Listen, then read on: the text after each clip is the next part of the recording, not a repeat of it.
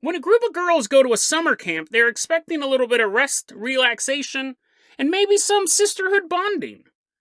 Instead, they come face to face with a blood-soaked maniac. And then we take a look at one of the most bizarre conspiracies we've covered in a while. Is it possible that furries are actually reincarnated werewolves? Today on Dead Rabbit Radio.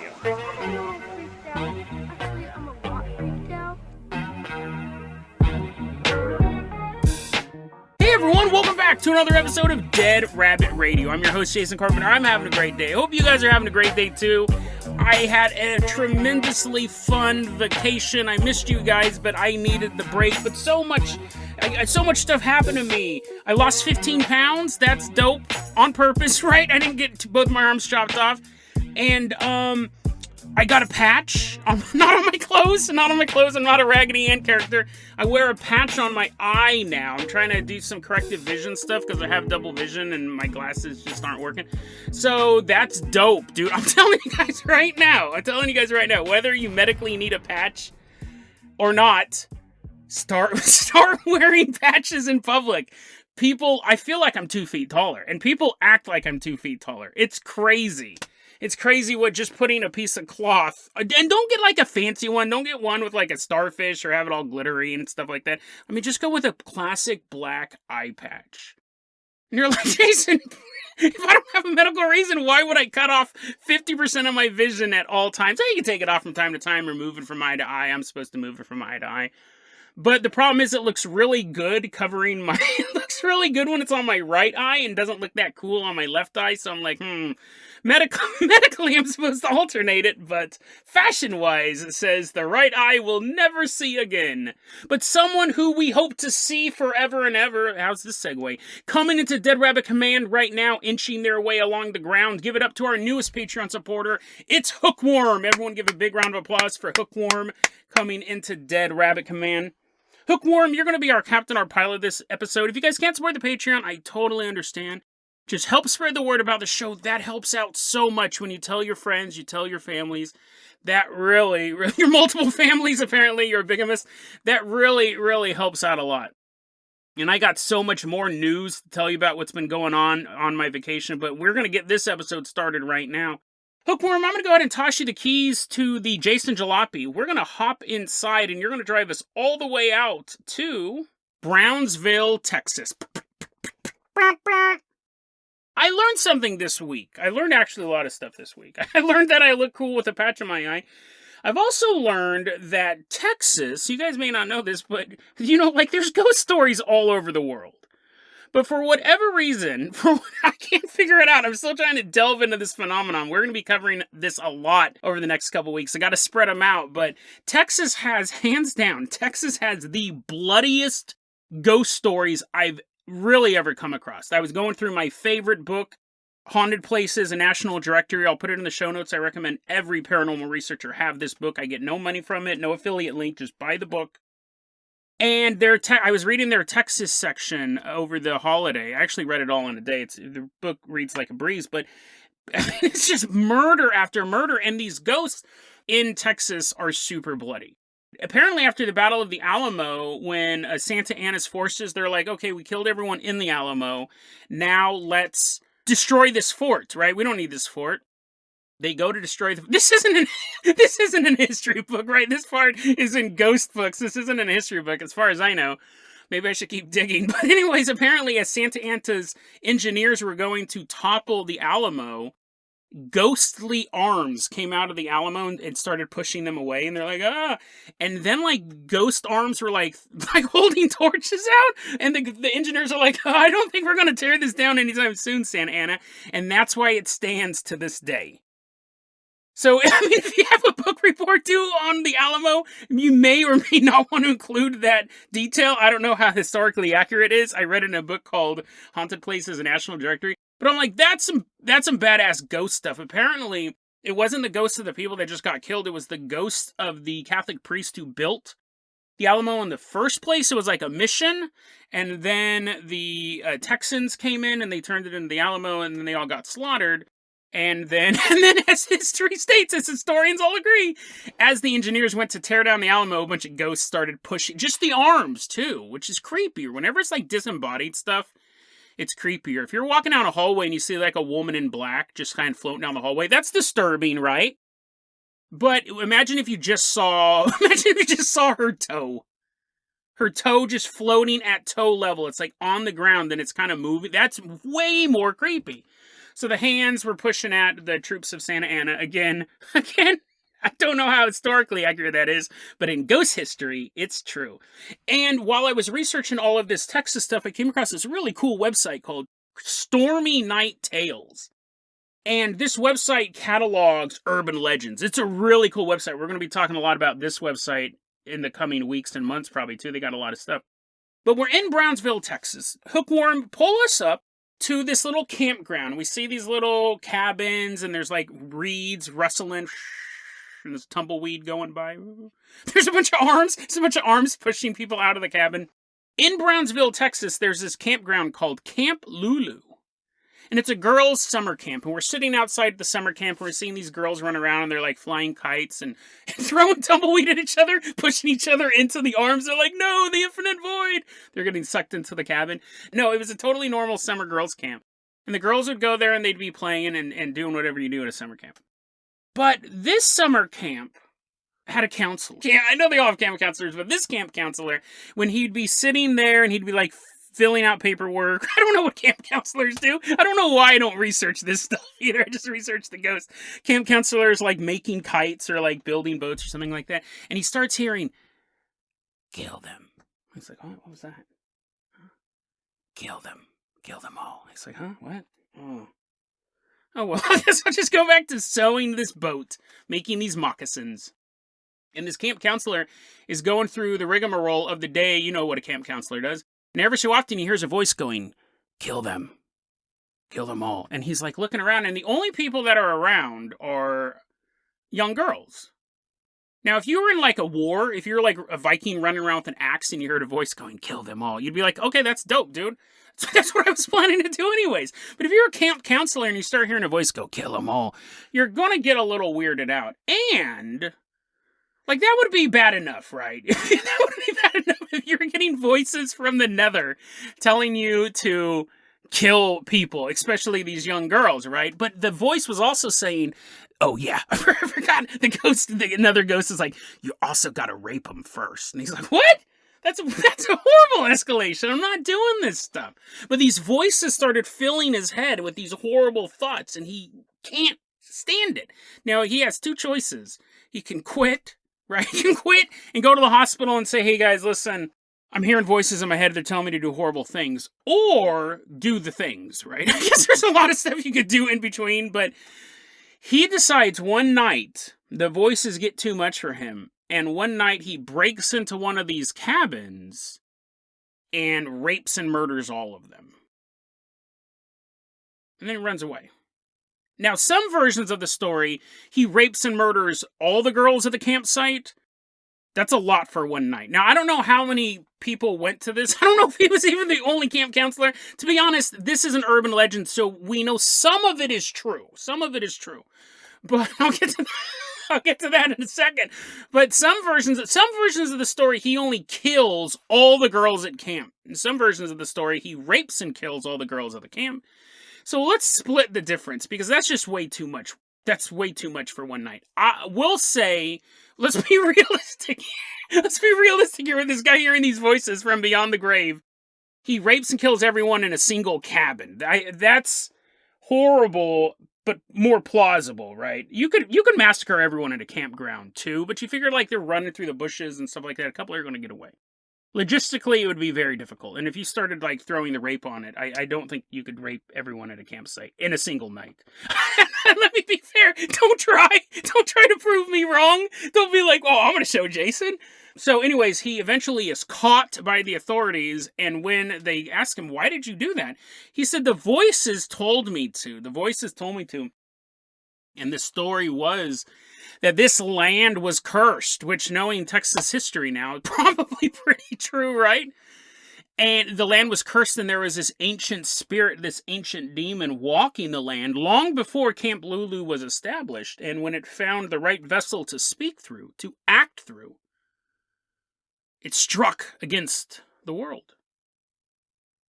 So the camp was closed, obviously. No one's going to want to go there. No one's like, well, next year it might be better. The camp gets closed, and so far, it's been a hotspot of ghost hunting activity. So this is what we know is true. There used to be a camp, because you can see the buildings. You can see a bunch of buildings out there, a bunch of cabins out there where there used to be a summer camp. And it was in operation. Some people say it was called Camp Lulu. Some people call it Camp Lulu Sam's. Depends on the article that you're reading. But it did exist up until as late as 1980. This wasn't something that has happened in like 1854. A bunch of coal miner daughters were hanging out at this campsite. No, it was closed as late as 1980, so we can put the story in that time frame. But there is no like news article or court documents showing that a mass slaughter took place at this site. What's interesting is that locals are divided on this. Some people say it's all hogwash, it didn't happen, it's just an urban legend, while other locals say it did happen. It's interesting, though, this is one of those stories that you would think if someone plowed through an entire campground or even a cabin and killed even just one person, you'd find news articles of it. But what I've learned doing this show is, one, it's very, very hard to find information online pre-2001. Like, you can go through newspaper archives, but even those can be incomplete. Digital archives, you'd have to go out there to research it. It's possible that there was a murder. It's possible that there was a incident and it's been blown up to this level. It's also possible that something happened and it was covered up. Right? That if you did have this horrible crime happen, the tourist board of Brownsville, Texas isn't going to want to put that on their banners. So it could be something that was really, really hush-hush. But what we have is a bunch of empty cabins in the surrounding brush of Brownsville, Texas, in this legend.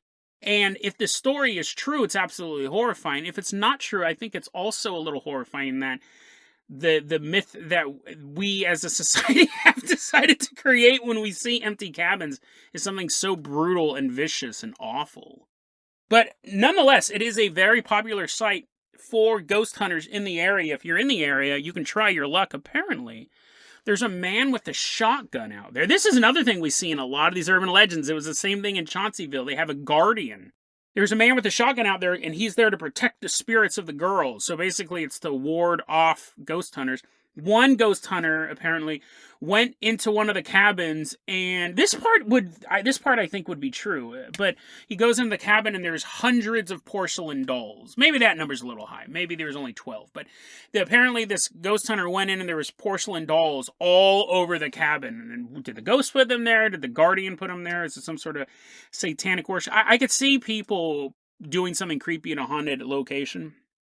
And then a couple days later, the ghost hunter had a heart attack, which, I mean, it would have been scarier if he had the heart attack at the place, right? If you go into this ghostly adventure, you're like, oh no, that was awful. And then you're like, oh, time to go to Wendy's, and you're eating a bunch of triple cheeseburgers, and then you have a heart attack. It's a little less paranormal, right? But anyways, we don't know if that's true either. I was only able to find the porcelain doll report in like one or two articles. I read a bunch of articles about this, but very, very interesting urban legend. If you do live in Brownsville, Texas, and you have a healthy heart, and you don't mind being chased by a man with a shotgun, check out Camp Lulu. It might be a really cool ghost story. It might be a bunch of nothing, but either way, I love on-the-ground ghost hunting. I really do. I want to get back into it. So, maybe someday I'll go out to Brownsville, Texas. Hookworm, though, before we get there, I'm going to go ahead and toss you the keys to the Carpenter copter. We're going to leave behind rural Texas. We are headed all the way out to a furry convention. As we're flying out to this furry convention, I got you your own furry suit. It's a snail. I give you a big old snail suit. You're like, oh man, this sucks. I was like, oh, come on. It's a sexy snail. You're like, oh, this is like the grossest furry suit ever. As I was researching the story, I started thinking, are there plants? Are there people who dress up as plants and bang each other? I guess I should back up. A furry, if you don't know, A furry is somebody who dresses up in a furry suit. Not all of them dress up in furry suits, but oh man, it's such a hard topic. I want to kind of bring it down into just a 2-minute definition. A furry is someone who feels an affinity, I'm going to put it as polite as possible to start off, an affinity towards a fursona. A fursona is either themselves turned into an anthropomorphic animal or a separate individual they've created, a separate character. So it's like a fictional character named Benny the Bug, and he's like a giant muscular beetle. And then I'm Jason. And then sometimes I'm Jason the June Bug. So some furries will say that they're actually like when they, oh man, this is so complicated. Let me break it down for you. Basically, furries are people who love to interact with anthropomorphic animals, to become an anthropomorphic animal maybe, or to have a friend who is an anthropomorphic animal. Oh my god, this is so complicated. A lot of times though, it's sexual. And you have the offshoots like the My Little Pony people. What are they called again? Pony bronies, that's the term. And then you do have like these offshoots, but generally it's either people who just love the culture of drawing pictures of like, hey, look at me, I'm a skateboarding raccoon or whatever. And then, but there's a lot of sex stuff in it too. The line is super, super blurry. I'm sure there are furries who don't sexualize it. That's kind of the common perception. But anyway, so furries, it's a subculture. Some call it a fetish. You dress up like an animal, and you run around at a convention. That's probably the most concise I can make it without spending 10 minutes going into furry culture. But as I was researching the story, I thought, I know there are people who dress up as wolves and dragons and stuff like that, and they go to these conventions and they yiff, which is where they rub up on each other, and that's like their sex. And then I've always heard if you ever see a furry and their suit has pants, that means there's holes open underneath the pants for having sex. Like, if they don't have any pants, they're just, like, walking around, and it's like a Mickey Mouse. Well, actually, Mickey Mouse has pants, now that I think about it. He might be hanging dong all day long, too, but I've heard that when you see someone dressed up like a wolf and they're walking down the street going to a furry convention, no pants, that means they just are there for the convention, just to meet other like-minded people, and they might rub up on each other. If you see like a fox, if you see an anthropomorphic fox and he's wearing cut-off jean shorts, there's access holes down there. That's why they're wearing the shorts. That's just what I've heard. I don't know if it's true. I've had friends who are furry. I've never been a furry. I've been accused of being a scaly, because I'm always talking about banging hot reptilian chicks. But I'm wondering, snaily apparently, because I dressed you up like an anthropomorphic snail.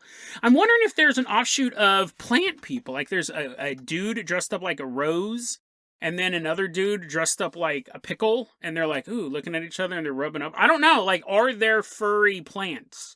Are there people, anthropomorphic plant people? Is what I'm asking. I'm asking, is there an even weirder subculture than what we have? And it's interesting, because when we look at the subculture of furries, we tend to go, oh, I get it. Like, it is a lot of sex stuff going on with it, and I get it.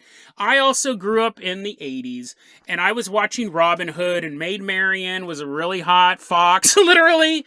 And I've seen some sexy cartoon characters. The mom from Tailspin was pretty good looking.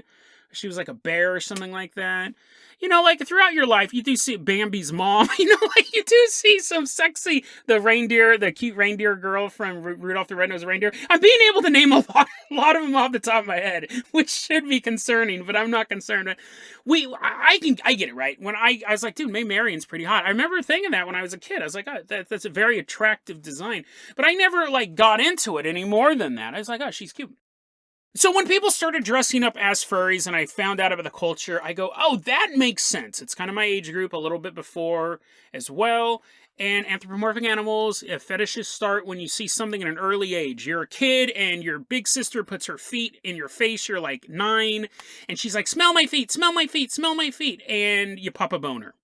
And now all of a sudden you have a foot fetish. I get that's why this type of stuff happens. Stuff that happens in your early, 9 might be a little early, but stuff that happens in your early childhood, you're 11, you're 12, you're sexually awakening, and your mom makes you brush her hair. That happened to a friend of mine. And they developed a hair fetish because it was just in that formative time. So I get furries from that level, but What we're gonna go a little bit deeper here. Please, Jason, don't. That was good enough. Just stop it now. Just stop it now. Let's get a little bit deeper into this. I came across this post recently on the Export. It's really interesting. Export's been on fire recently. Export's been putting out some good stuff. But I found this interesting green text on the Export, and this is what it was in summary. This guy, we're gonna call him Jake. Jake is a furry. He comes right out in the beginning. He goes, listen, I'm a furry, but even I have a hard time. I don't have a hard time wrapping my head around the furry culture. I'm wondering where we come from. And he goes, I think most people, myself included, assume that it's because of anthropomorphic animals from Disney cartoons. But he goes, let me tell you what my journey was. He goes, I remember I watched the cartoons. He specifically mentions Robin Hood. I watched these cartoons growing up and never really gave it much thought. He goes, but when I turned 16, something clicked inside of me. Something awakened inside of me. I had just discovered this idea of what furries was. And he goes, within about a couple days, he went from being, oh, what's a furry? To being completely absorbed into the furry culture, into the yiffing and the fursuits and all this stuff. He went from just being slightly interested to 10-toe invested like that. And he always wondered why that happened. 16 is pretty late to start getting just the development of a brand new fetish. It's not impossible, but fetishes a lot of times start earlier than that. So his idea is that, this is very fascinating. I never heard this before. His idea was this. Since the dawn of time, this is so cool. I really, really like this one. Since the dawn of humanity, right? Since we've been able to kind of communicate with each other in any sort of social group, we have had, this is across the globe. You can pretty much find any culture on the planet that's done this. We began to engage in something called totemism. One of the two pronunciations, totemism. We began to worship, not even worship, we began to follow the path of the totem. And so the totem is a spirit guide. A lot of times it's an animal, sometimes it's a plant, sometimes it's a location that a tribe would listen to for advice. You'd have totemism. So you may have a tribal group, and we're going back 6,000 years, and one day their leader comes back from a vision quest and says, I am now one with the great eagle. The great eagle will guide my way. He will help me make decisions. He will be wise. He will be fair.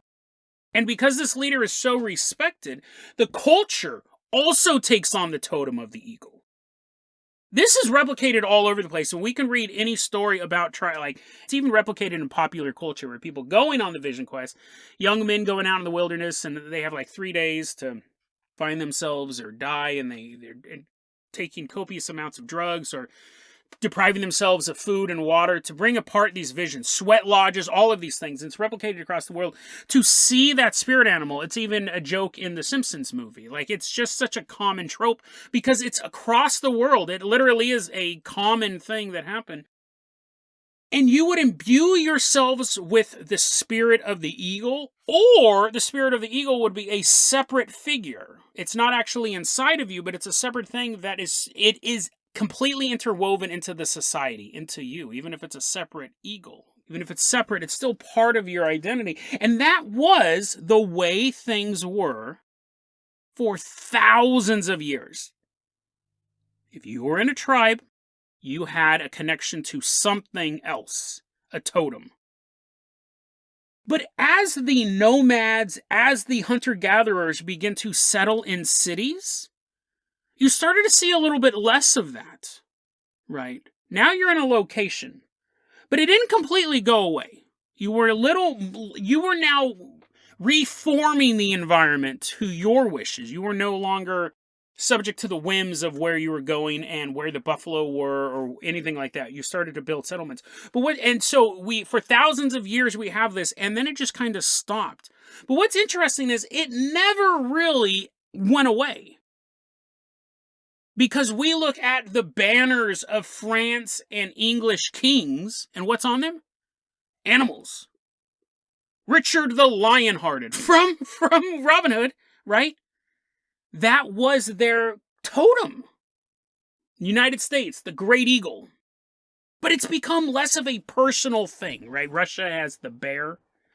It's become less of a personal thing. Like, we know that the bald eagle is America's symbol. But do you ever feel infused with the power of the bald eagle? We used to. If a leader came into power and he says, no, the eagle is done, my spirit animal is the boar. And it's a new way to do government. It's going to be super muddy and messy, and I'm going to gore people left and right. The rest of the tribe would take on the totem of the boar. So it would shift in things like that, and it would affect your lifestyle, it would affect your policy, depending on which animal you're with.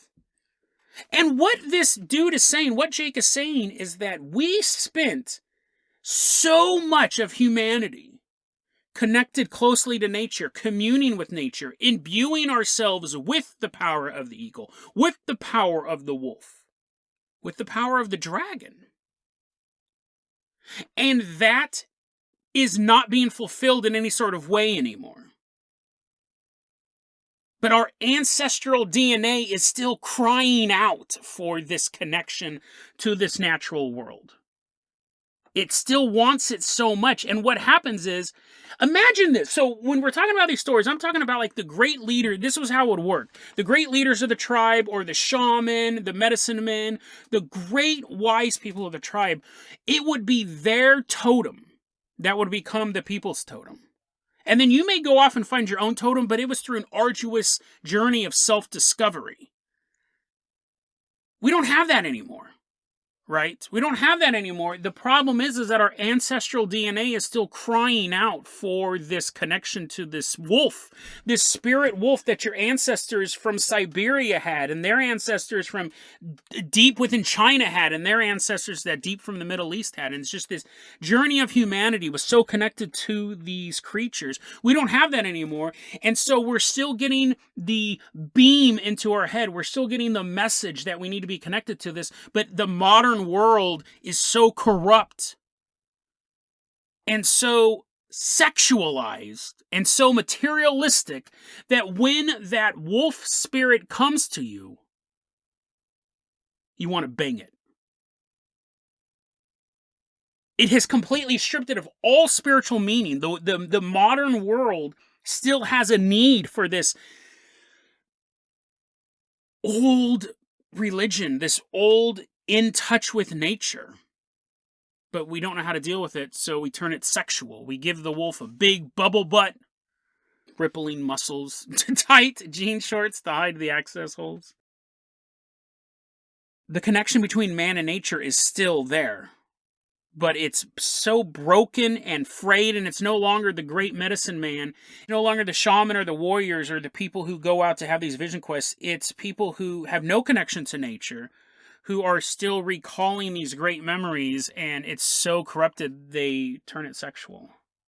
That's absolutely fascinating. He kind of wraps it up by saying that he does blame a little bit of the anthropomorphic animation culture for, he goes, not everyone becomes a furry because of that, but it definitely doesn't help. It doesn't help. And he has a furry. He is proudly a furry. He's not like, I'm ashamed of it. But he said, what you need to do as a furry, he goes, without guilt. He goes, too much guilt is a bad thing. But what you need to do as a furry is you need to stop watching furry porn. And then 2, stop sexualizing your own furry. Make a connection to that. He goes, the shamans used to go and they used to make these wolf skins, and they would wear them, and they would imbue themselves with the skin of the wolf. Even though they killed the wolf and took the wolf's life, they respect its spirit and wear the flesh now. He says that's the same thing when someone's making their fursuit. What they're really trying to replicate, this is all subconscious, this is all ancestral memory. What they're trying to do is they're trying to recreate that shamanistic practice. But they don't know how. They have none of the techniques. Those have all been lost to time. They don't know how. So it turns into this weirdo-looking cartoon character. With any good argument, and I love this, because obviously he's not a zealot about this. He says, listen, there are some holes in my argument. One, if there's any truth to this, he goes, it does seem to be that most furries are within these different types of species. Like most furries are canines or felines, there's, like dragons, like all this stuff. He goes, if this theory was true, you think there would be a wider variation of furries. He goes, but I think some of that could just be jumping on the bandwagon. You may feel like you have a connection to a grasshopper, but that's a really hard suit to make. It's not super sexy, and everyone else is doing the furry, and you go, well, if I can't be a grasshopper, maybe I'll just be a puppy. Interesting theory, though. It would explain why it explodes. And he goes on to say, I stopped myself here, but the animation industry, basically, he goes, is it making furries on accident? Or is someone doing this on purpose? Is someone actually trying to further corrupt mankind's connection to the natural world? Like, if we do have this way that we can actually reach back through our ancestors to talk to the same animals they spoke to that led the tribes from where they were at 10,000 years ago to today, you could talk to that same spirit animal. That would be something that you could see, quote unquote, the powers that be would want to eliminate. Right? So instead of us having the connection to the great eagle or the mighty wolf or the wise owl, you just want to bang them all. So are cartoons doing this on purpose? And he neither answers that. He doesn't answer that question. And that, again, is a sign of a very well-written article, is that if you ever come across something and they have all the answers, it's a little suspicious. So really, really interesting work. And I do want to take it a step further, and I'll wrap it up like this. When we look at the stories of the shaman, in history, it's the shaman, the medicine man, they would see this, they'd have the vision quest of the wolf, they would wear the wolf skins, and then they would impart the visions, the knowledge that they have on the rest of the tribe. But when you look at the world of the paranormal, there's a piece missing there. And that is, in pretty much any culture, it's not just that the shaman puts on the wolf skin. Again, historians and scientists will tell you that. But when you look at the legends, they become the wolf. They become the eagle. They don't just get the power and the wisdom, they physically shapeshift. That's one of those things that you can look at almost any culture. And they have stories of not just the wisest people being able to commune with nature and be told secrets beyond that of the normal man, that they actually could assume the shape of those things. So science says they just wore the suits, but in the paranormal world, they became these animals, which would become an even closer connection to that natural world. And it would explain why you had this time period of the hunters and the gatherers and the nomads. And they had their most powerful people being able to take on the attributes of the bear, of the wolf. And then later on, as society moved forward and our cities got bigger, no one actually believed that King Richard the Lionhearted turned into a lion. But that was the symbol on his banners. It still had that totem. But my question is that if we did have a lineage of shapeshifters, a lineage of people who had unlocked the key of turning from man to animal back to man, that has been lost. And what's really interesting is when you go the farther back you go in time, the stories of somebody turning from a man into an eagle and then coming back into a man, or the shaman who turns into a wolf, those were the most highly celebrated people of those societies. By the time when the hunter and gatherers had settled, by the time we started having cities and civilizations, let's way fast forward to like Roman times, Dark Ages times, shapeshifters were the enemy. Like the stories of werewolves were no longer about guardians. The stories, they were supposed to be killed on sight. When you just skipped back 1,000 years, 2,000 years, those are the people you wanted to hang out with. So why did society shift from venerating the shapeshifter to hunting the shapeshifter? And now apparently that skill has been lost. I mean, people will claim to see shapeshifters. We've covered shapeshifters on this show before, but the closest we have to it is these furry suits. And what do? We deride them and we mock them, right? Just on cue. How many people laughed at the topic of this episode? It is kind of funny. It's funny, but you know what I mean? Like, we used to venerate them, now we hunt them, and now we just kind of scoff at them, right? Like I said, I have friends who are furries. It's not something that ever particularly bugs me. But a lot of people make fun of them. And what is it about the the connection to that? Especially if this guy's theory is true. When you see someone in a furry suit, and even if they've totally sexualized it, it's because it's such a pure energy being put into such a corrupt world. That how else would it infuse?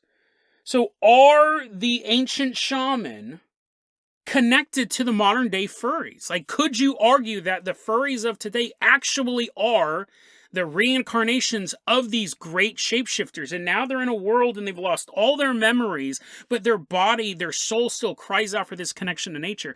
But they're no longer leading a tribe in the middle of the Sudan. There's some Irish kid in Ohio, but he still has that yearning. He still feels that pull from the great night sky that he must become this beast. He must lead his people. He's like, what? I just want to play Switch. And that pull is so great, it just becomes so corrupted and so sexualized that eventually he dresses up as a sexy vulture or something, goes to a con and gets railed by a bunch of people dressed up like porcupines.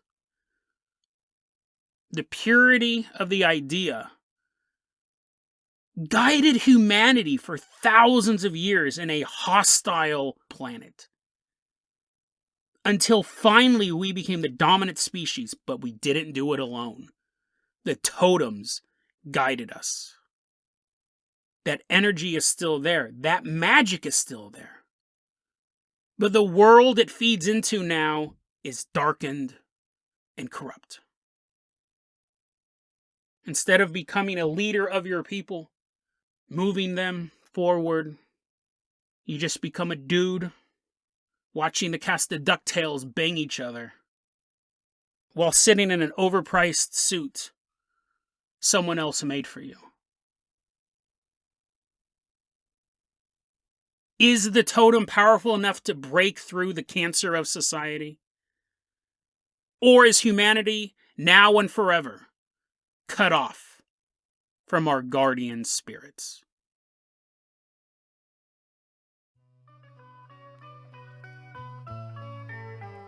I'm back, baby. DeadRabbitRadio@gmail.com is going to be our email address. You can also hit us up at Facebook.com/DeadRabbitRadio. TikTok is @DeadRabbitRadio. You like this song? You like this song? Dead Rabbit Radio is the daily paranormal conspiracy and true crime podcast. You don't have to listen to it every day, but I'm so glad you listened to it today. Have a great one.